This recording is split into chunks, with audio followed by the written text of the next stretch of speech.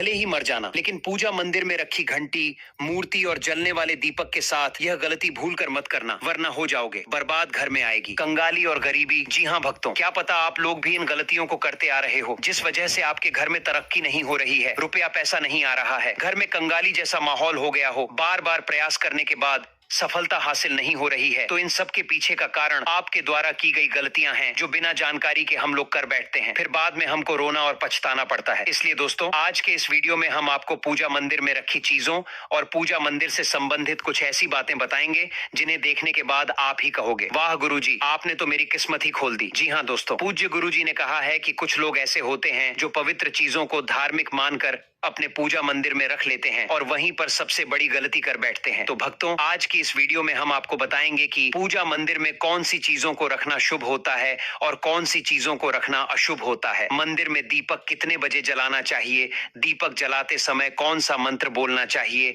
और घंटी सुबह को बजाना चाहिए या शाम को बजाना चाहिए, और जो शंख है उसे कब बजाना चाहिए, कितनी बार बजाना चाहिए, और शंख बजाते समय किस मंत्र का जाप करना चाहिए। इन सभी बातों को हम एक एक करके बताएंगे। और साथ ही भक्तों, हम आपको इस वीडियो में बताएंगे कि पूजा मंदिर में जलने वाले दीपक को रोज धोना चाहिए या नहीं धोना चाहिए, और पूजा मंदिर में कितनी मूर्तियां रखनी चाहिए। इन सभी 7 से 8 बातों पर आज हम विस्तार से चर्चा करेंगे। तो आप लोग अपने फायदे के लिए इस वीडियो को अंत तक जरूर देख कर जाइएगा, क्योंकि भक्तों, ऐसी जानकारी आपको लाखों करोड़ों रुपए खर्च करने के बाद भी नहीं मिलेगी और ना ही कोई बताएगा। भक्तों, हम अपने मन से कुछ भी मनगढ़ंत या बनावटी तरीके से यह जानकारी नहीं बताते हैं। हम ज्योतिष शास्त्र, धर्मशास्त्र और आर्ष मुनियों से प्राप्त ज्ञान को सरल भाषा में आप तक पहुंचाने का प्रयास करते हैं, जिससे कि हर वह जानकारी आपको फ्री और मुफ्त में प्राप्त हो सके। तो आप लोग इस वीडियो को अंत तक जरूर देख लीजिएगा। भक्तों, आपको एक बात हम और बता दें कि एक भक्त ने मुझसे कमेंट करके पूछा था कि गुरुजी, हम पूजा पाठ तो बहुत करते हैं, लेकिन हमको पूजा पाठ का कोई फल प्राप्त नहीं होता है और हमें नुकसान होता है। तो मैं आपको इस वीडियो में इसके पीछे छुपे रहस्य के बारे में भी बताऊंगा, तो अंत तक वीडियो में बने रहिएगा। दोस्तों देखिए, बात ऐसी है कि हमारा काम तो है सलाह देने का, हम तो केवल सलाह ही दे सकते हैं। अब आप इसको मानो या ना मानो, आपकी मर्जी। लेकिन भक्तों, एक बात जरूर कहेंगे कि अगर मान लोगे तो आपका बेड़ा पार हो जाएगा। इस वीडियो को अंत तक देखने के बाद आपको किसी भी प्रकार की परेशानी का सामना नहीं करना पड़ेगा। आगे आपकी मर्जी, आप खुद ही इतने समझदार हो। तो चलिए भक्तों, इस वीडियो में हम ज्यादा बकवास ना करते हुए वीडियो को शुरू करते हैं। भक्तों, पूज्य गुरुजी कहते हैं कि पूजा हम सभी के जीवन का अहम हिस्सा है और सभी लोग किसी न किसी देवी देवता की पूजा तो जरूर करते हैं। कोई देवी देवताओं की पूजा करता है तो कोई भगवान श्री विष्णु की पूजा करता है और उनकी पूजा करने का फल भी मिलता है। लेकिन क्या आप जानते हैं कि कई बार छोटी छोटी गलतियां हमारी पूजा का पूरा फल मिलने में रुकावट बन जाती है। ये गलतियां अक्सर अनजाने में होती हैं और हम इन्हें छोटी मोटी बात समझकर नजरअंदाज कर देते हैं। हमारे शास्त्रों में इन बातों का विशेष उल्लेख किया गया है ताकि हम पूजा में पूर्ण फल प्राप्त कर सके। आज के इस वीडियो में हम बात करेंगे घर के मंदिर में दिए और घंटी के सही उपयोग और उनकी देखभाल के बारे में। क्या दिए को रोजाना धोना चाहिए या फिर हफ्ते में 1-2 बार? धातु का दिया हो तो उसकी सफाई कब करनी चाहिए और मिट्टी के दिए का उपयोग किन अवसरों पर करना चाहिए? साथ ही मंदिर में किस प्रकार की घंटी का उपयोग करना चाहिए, इसे कितनी बार बजाना चाहिए और कब बजाना चाहिए? क्या शाम की पूजा में हमें घंटी बजना चाहिए? इन सभी सवालों के जवाब आपको इस वीडियो में मिलेंगे। भक्तों, इस वीडियो को पूरा देखना बेहद जरूरी है, क्योंकि अधूरी जानकारी कभी कभी गलतफहमी पैदा कर सकती है। क्योंकि अधूरी जानकारी कभी कभी गलतफहमी पैदा कर सकती है, इसीलिए आप वीडियो को पूरा ही देखें, आधा अधूरा ना देखें। कई लोग होते हैं जो वीडियो को बीच बीच से देखते हैं, काट काट कर देखते हैं, और फिर ऐसे व्यक्ति को जीवन में कभी सफलता हासिल भी नहीं हो सकती। इसलिए वीडियो को आधा अधूरा छोड़कर ना जाएं, आप वीडियो को पूरा ही देखा करें, क्योंकि इस ज्ञानवर्धक जानकारी को हमने इसे आपकी सुविधा के लिए सरल और स्पष्ट भाषा में प्रस्तुत किया है। भक्तों, कुछ लोग ऐसे होते जो नाच नौटंकी और अर्धनग्न लड़कियों और लड़कों की वीडियो को भर भर के देखते हैं और फटाफट लाइक और सब्सक्राइब करते हैं और वीडियो को पूरा भी देखते हैं, और जो हम जानकारी बता रहे हैं इसको आधा अधूरा छोड़कर चले जाते हैं, लाइक और सब्सक्राइब भी नहीं करते। तो मैं उन भक्तों को बता दूं कि क्यों अपने जीवन को अंधकार में डाल रहे हैं। ऐसी जानकारी आपको कोई नहीं बताएगा। आगे आपकी मर्जी, देखो या ना देखो। तो चलिए भक्तों, इस वीडियो पर ज्यादा सफाई न देते हुए वीडियो को शुरू करते हैं। सबसे पहले बात शुरू करते हैं मिट्टी के दिए से। यह दिवाली और अन्य धार्मिक त्योहारों या पूजा पाठ अनुष्ठानों पर प्रायः उपयोग किया जाता है। घर के मंदिर या दरवाजे के पास इसे जलाना बहुत शुभ माना जाता है, लेकिन जब इसे मंदिर में रखा जाता है तो इससे जुड़ी परंपराएं अलग हो जाती हैं। मिट्टी के दिए को शुभता का प्रतीक माना गया है। आप इसे अपने घर के मंदिर में उपयोग कर सकते हैं, क्योंकि यह किसी भी प्रकार के वास्तु दोष का कारण नहीं बनता। हालांकि इसे मंदिर में उपयोग करने का एक नियम है। मिट्टी के दिए को केवल एक बार जलाने के बाद दोबारा मंदिर में नहीं रखना चाहिए। हर बार नया मिट्टी का दिया उपयोग करना शुभ माना गया है। भक्तों, आगे इस वीडियो में हम आपको बताएंगे कि मंदिर की घंटी को कब और कैसे साफ करना चाहिए और इसे कितनी बार बजाना चाहिए, इसलिए वीडियो को अंत तक जरूर देख कर जाइएगा। और भक्तों, आपसे एक रिक्वेस्ट करते हैं कि अगर आप इस चैनल पर नए हैं तो चैनल को सब्सक्राइब करके वीडियो को एक लाइक जरूर करें। भक्तों, आपका ज्यादा समय बर्बाद ना करते हुए वीडियो को आगे बढ़ाते हैं। दोस्तों, धातु के दियों के बारे में बात करें तो भक्तों, आपने देखा होगा कि लोग पीतल या तांबे के दियों का इस्तेमाल करते हैं। ये दिए न सिर्फ दिखने में सुंदर होते हैं, बल्कि इनका धार्मिक महत्व भी है। अगर आप भी इनका उपयोग करते हैं तो इनकी सफाई बहुत जरूरी है। इन्हें रोज धोकर साफ करना चाहिए और सबसे अच्छा तरीका है गंगा जल से इनकी शुद्धि करना। गंगा जल से इन्हें धोने से दिए की पवित्रता और घर में सकारात्मक ऊर्जा बनी रहती है। इस आदत को रोज अपनाएं, क्योंकि हफ्ते में 1 या 2 बार धोने से ये पूरी तरह से शुद्ध नहीं हो पाते। अब बात करते हैं घर के मंदिर में रखी घंटी के बारे में। घर के मंदिर में अक्सर पीतल की घंटी देखी जाती है। पीतल की घंटी की ध्वनि सकारात्मक ऊर्जा को बढ़ाती है और नकारात्मक ऊर्जा को दूर करती है। ध्यान रखें, घंटी को कभी भी दक्षिण दिशा में न रखें, क्योंकि इसे अशुभ माना जाता है। घंटी को पूजा स्थल के पास या मंदिर के प्रवेश द्वार पर रखना चाहिए। सबसे शुभ घंटी वह होती है जिस पर गरुड़ की नक्काशी बनी हो। इसे गरुड़ घंटी कहा जाता है और यह सबसे उत्तम मानी जाती है। अब जानते हैं कि घर में घंटी को कितनी बार बजाना चाहिए। भोग लगाते समय घंटी को 5 बार बजाना चाहिए। ऐसा करने से भगवान भोग को जल्दी स्वीकार करते हैं। पूजा के दौरान घंटी को जोर से या लगातार नहीं बजाना चाहिए। इसे केवल 3 बार ही बजाना चाहिए। घंटी को हमेशा दाहिने हाथ से बजाएं और मुख आपके सामने की तरफ होना चाहिए। साथ ही भक्तों, घंटी को कभी भी दक्षिण दिशा में नहीं रखना चाहिए, क्योंकि यह किसी भी पूजा सामग्री के लिए अशुभ मानी जाती है। जब भी घंटी मंदिर में रखें, ध्यान रखें कि इसका मुख पूजा स्थल की ओर हो। मंदिर में घंटी को सुबह की पूजा में ही बजाना चाहिए। शाम की पूजा में घंटी बजाने से अच्छा नहीं माना जाता। इस नियम का पालन करके आप अपने पूजा पाठ को अधिक फलदायक बना सकते हैं। इन्हीं सभी बातों के साथ एक और महत्वपूर्ण बात यह है कि जब भी आप किसी मंदिर जाते हैं, खासकर घर के बाहर के मंदिर में, तो मंदिर में प्रवेश करते समय ही घंटी बजानी चाहिए। मंदिर से बाहर निकलते समय घंटी बजाने की आवश्यकता नहीं होती। जब आप घंटी बजाते हैं तो इसका अर्थ होता है कि आप मंदिर में प्रवेश कर रहे हैं और यह आपके आगमन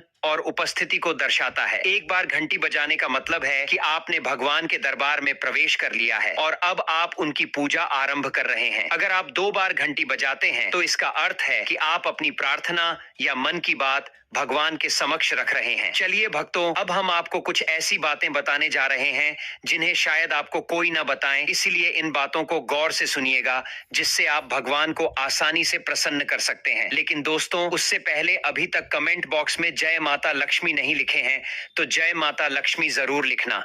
जब आप हमारे कमेंट बॉक्स में जय माता लक्ष्मी लिखते हैं तो हमें काफी अच्छा लगता है और आप हमारी वीडियो को लाइक करते हैं तो हमारा मनोबल बढ़ता है, जिससे कि अच्छी जानकारी होती है आप सभी लोगों के लिए लेकर के आते हैं। चलिए भक्तों, अब हम जान लेते हैं पूजा मंदिर से संबंधित कुछ जरूरी नियम के बारे में। भक्तों, सबसे पहली बात तो पूजा करते समय आपका मुख हमेशा पूर्व दिशा की तरफ होना चाहिए। यह दिशा शुभ मानी जाती है, क्योंकि इससे वातावरण में सकारात्मक ऊर्जा का संचार होता है। हालांकि पश्चिम दिशा की तरफ मुंह करके भी पूजा की जा सकती है, लेकिन पूर्व दिशा की ओर बैठना सबसे लाभकारी है। ध्यान रखें, घर की सीढ़ियों के करीब पूजा घर या पूजा स्थान बनाना शुभ नहीं माना जाता। इससे पूजा स्थल में नकारात्मक ऊर्जा का संचार हो सकता है। अगली बात भक्तों, पूजा घर में या घर के मंदिर में भगवान का आसन हमेशा ऊंचा होना चाहिए। यानी जहां आप बैठ रहे हैं, भगवान का आसन उससे कम से कम 10 इंच ऊंचा होना चाहिए। भगवान की मूर्ति या प्रतिमा की स्थापना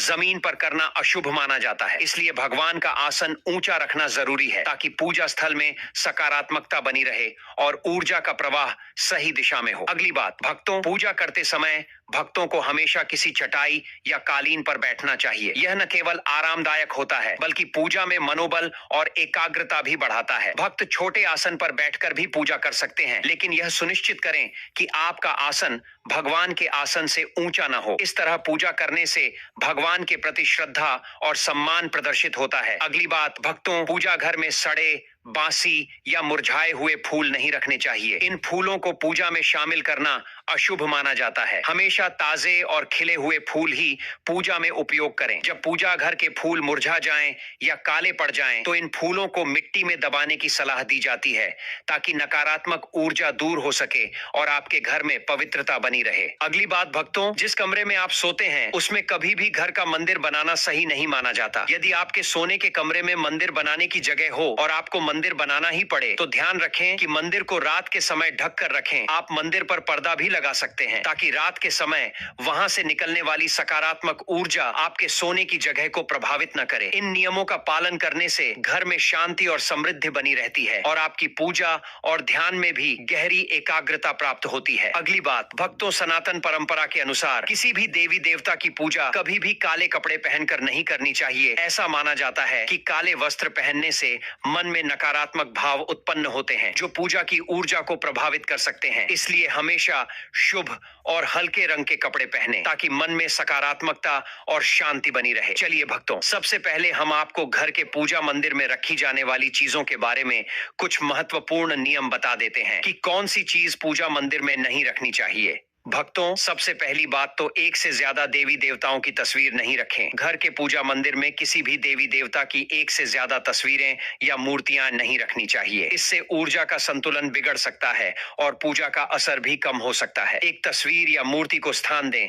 ताकि भगवान की ऊर्जा सही तरीके से आपके जीवन में आ सके, तो आपको इस बात का विशेष ध्यान रखना चाहिए। दूसरी बात, पूजा मंदिर में रखे शिवलिंग से जुड़ी है। भक्तों, शिवलिंग घर में रखना बहुत पवित्र माना जाता है, लेकिन इसके कुछ नियम भी हैं। यदि आप शिवलिंग रखते हैं तो ध्यान रखें कि यह सही दिशा में और सही तरीके से रखा जाए। इसे हमेशा उत्तर या पूर्व दिशा में रखें ताकि इसकी पूजा सही प्रभाव डाले। इसके अलावा शिवलिंग को कभी भी गंदे स्थान पर या ऐसी जगह पर न रखें जहां वहां ज्यादा हलचल हो। भक्तों, अब तीसरी बात, भगवान की टूटी हुई मूर्तियां न रखें। भक्तों, भगवान की मूर्तियां और तस्वीरें हमेशा अच्छी स्थिति में रखनी चाहिए। अगर किसी मूर्ति या तस्वीर में कोई भी टूट फूट हो तो उसे पूजा स्थान से हटा देना चाहिए। टूटी हुई मूर्ति भगवान की पवित्रता को कम कर सकती है और आपके पूजा स्थल की ऊर्जा भी प्रभावित हो सकती है। इसे सही तरीके से त्याग देना चाहिए ताकि घर में सकारात्मक ऊर्जा बनी रहे। पूजा स्थल पर शंख, गोमती चक्र और एक पात्र में जल रखना बहुत शुभ माना जाता है। शंख का अर्थ है भगवान के आशीर्वाद की ध्वनि। गोमती चक्र से घर में समृद्धि आती है और जल रखने से घर की ऊर्जा शुद्ध होती है। इस जल को नियमित रूप से बदलते रहें और शंख और गोमती चक्र को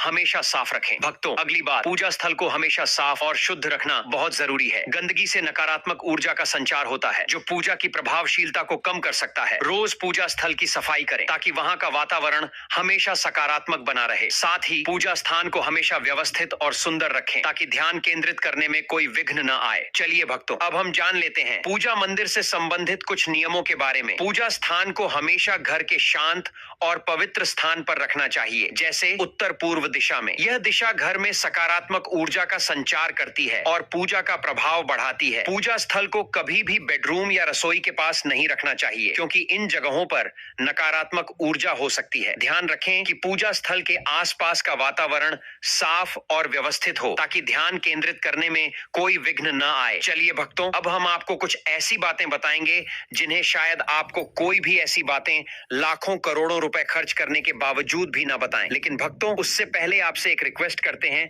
कि अगर आप इस चैनल पर नए हैं तो चैनल को सब्सक्राइब करके वीडियो को एक लाइक जरूर करें। साथ ही आप अपनी राशि दीपक और दीपक जलाने के संबंधित कुछ महत्वपूर्ण नियमों के बारे में। दीपक जलाना एक बेहद शुभ कार्य माना जाता है, लेकिन इसे सही तरीके से करना बहुत जरूरी है। सही तरीके से दीपक जलाने से भगवान की कृपा प्राप्त होती है और घर में सकारात्मक ऊर्जा का वास होता है। तो आइए जानते हैं दीपक जलाने के नियम जो न सिर्फ आपकी पूजा को प्रभावी बनाते हैं बल्कि वास्तु शास्त्र और ज्योतिष शास्त्र के अनुसार आपके घर की ऊर्जा को भी संतुलित करते हैं। सबसे पहली बात, भक्तों, पूजा में दीपक का स्थान बहुत महत्वपूर्ण होता है। इसे हमेशा भगवान की मूर्ति के सामने रखें ताकि दीपक की रोशनी भगवान के आशीर्वाद, और कृपा का प्रतीक बने। इस तरह से दीपक का प्रकाश आपके पूजा स्थल को पवित्र और ऊर्जा से भरा हुआ रखता है। हिंदू धर्म में ईश्वर की पूजा में दीपक जलाने के कुछ खास और महत्वपूर्ण नियम बताए गए हैं, जैसे कभी भी खंडित दिया नहीं जलाना चाहिए, क्योंकि ऐसा करने से पूजा में अपवित्रता आ सकती है। इसी तरह पूजा के समय 2 दीपक एक साथ नहीं जलाने चाहिए, क्योंकि इससे ऊर्जा का संतुलन बिगड़ सकता है। तेल और घी का दिया तो भूलकर भी